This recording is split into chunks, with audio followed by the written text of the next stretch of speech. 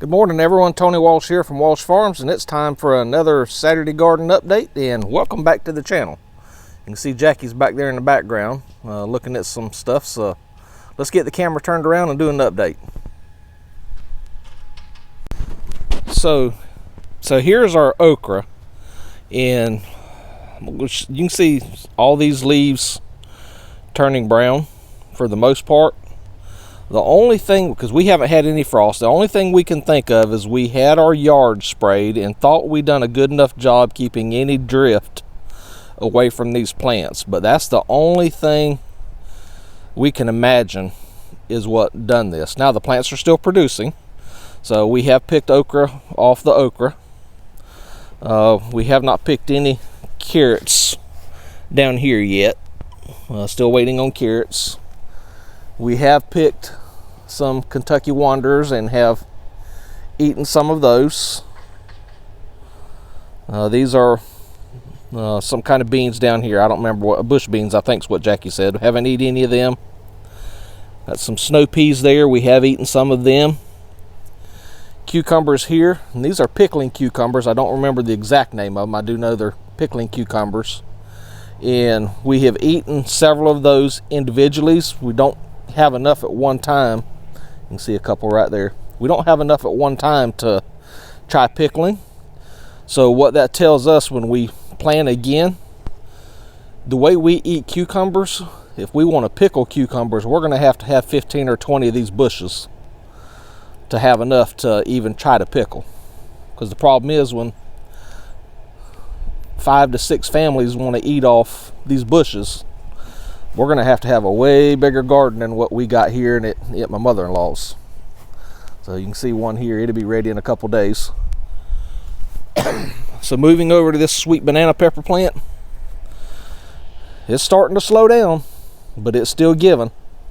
You can see a couple there, another one there, another one, 2 or 3 there, but it's still putting little ones on. You can see a little one right there. So this baby's still producing. Then there's the one ball and some mustard back there. And this is iceberg lettuce. And I know a bunch of y'all are going to say that iceberg has no nutritional value and all that. Well, I was watching the other side of the stove the other day, and he likes iceberg for the crunch. Well, I got to thinking of it, and I do too, because eating that is like eating grass. Eating this has a crunch to it. Eating that butter crunch is like eating grass. That iceberg is going to have a crunch. So there's that. Then we have those there. Because see, these are 2 broccoli.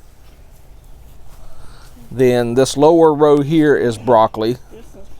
This is collards. Except for the end one down there, it's collards. And then the top row is collard greens. And here's our tomato plant. This tomato plant has survived, but you can see it's in bad shape. We have just not had luck with tomatoes in the fall. See, these are survived, but again, not much luck in the fall. There's our beets, and I'm going to do some serious dirt testing and soil sampling after all this gets emptied. There's our strawberries getting ready to hibernate.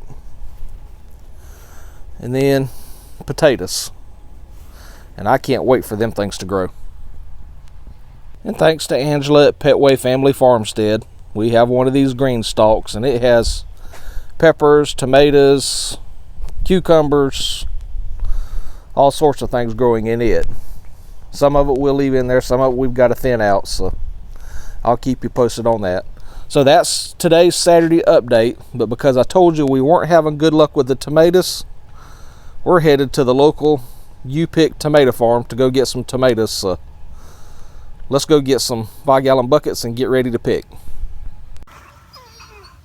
Okay, my video wasn't quite long enough, so I needed to add a little bit to it. And so after we got back from picking tomatoes yesterday, Jackie added, or took these out of the seed start trays and put them in containers. So 2, 4, 6, 8, 10. We got 10 more pepper plants of various kinds that she has now added. Plus she took these out of the seed start trays and put them in these little cups for right now until we can get some more containers. And you may be asking, why are we still planting when it is the end of October? But for those of you that don't know, we are in South Georgia, and yes, we do get frost, but most of the time it is not heavy frost. And our plans are is we can move all these containers, even that rack, all these containers can go inside the garage. So that way we can regulate some temperature in there, and they're not out in the cold, in the frost. It'll be cool, but it won't be frost. And you know, we can put up heat lamps, we can even put heaters in the garage, so that way we can keep growing.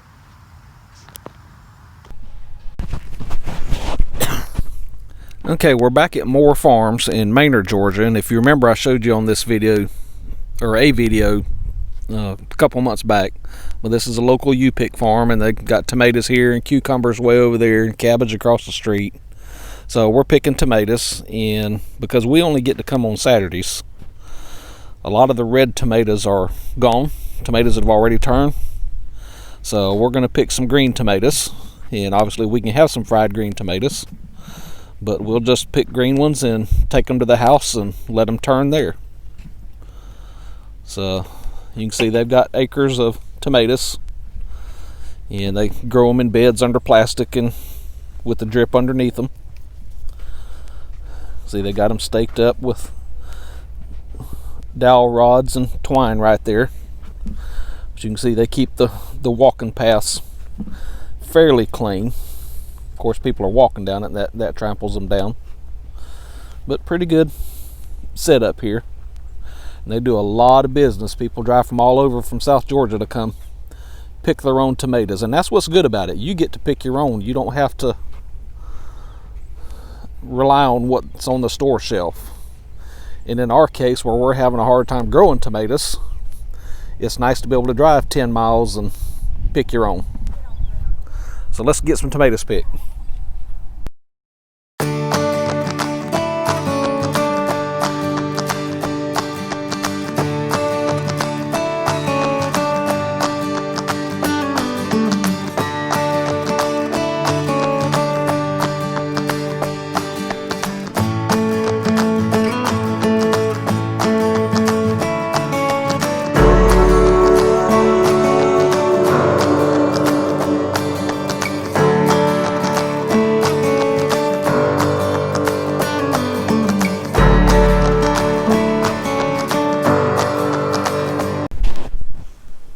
Okay, so here's what them 4 or 5 gallon buckets, or the 2 buckets and the 2 boxes of tomatoes, here's what they look like spread out on our dining room table.